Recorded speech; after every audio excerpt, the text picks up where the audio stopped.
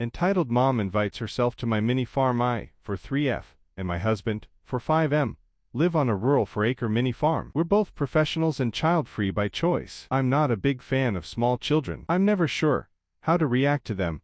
I may be a bit on the spectrum, and I find their loudness and restlessness extremely irritating and off-putting. My personal space is very important to me, and I consider my mini farm with all my lovely pets a sanctuary of sorts. I foot all the bills for the animals, and do pretty much all of the caretaking. We have horses, goats, chickens, cats, and dogs. While my husband enjoys the occasional romp with his nephews, he has no desire to parent anyone, and he generally just tolerates all of my pets. Anything that distracts him from his primary hobbies of video games and D&D is off the table. We needed some professional handman help, as our house is quite old and we don't have enough time in the day to get all the little maintenance projects done and maintain our careers. One of my husband's employees volunteered her boyfriend as his side hustle as handyman work. We arranged a date and time for him to come out and quote us some work. She mentioned to my husband that he may need to bring his child along. When my husband mentioned this, I asked him how old the child was and if the child could be expected to behave, since our home is not exactly child-proof. If you touch our walls the wrong way, you can get bad splinters since it's all reclaimed wood.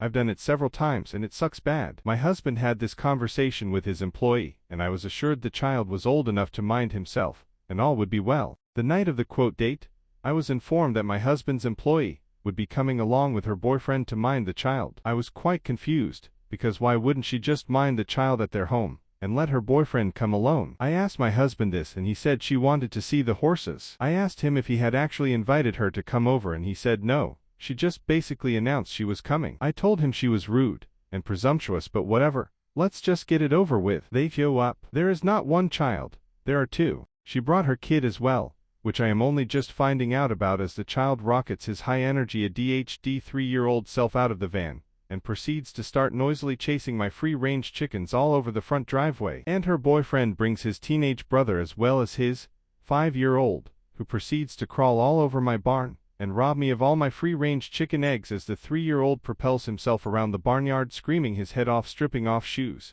and socks, bouncing off hay balls, and trying to chase all my goats down. This woman proceeds to pretty much ignore me as she sticks her hands and face all over my two lovely but very sensitive rescue horses.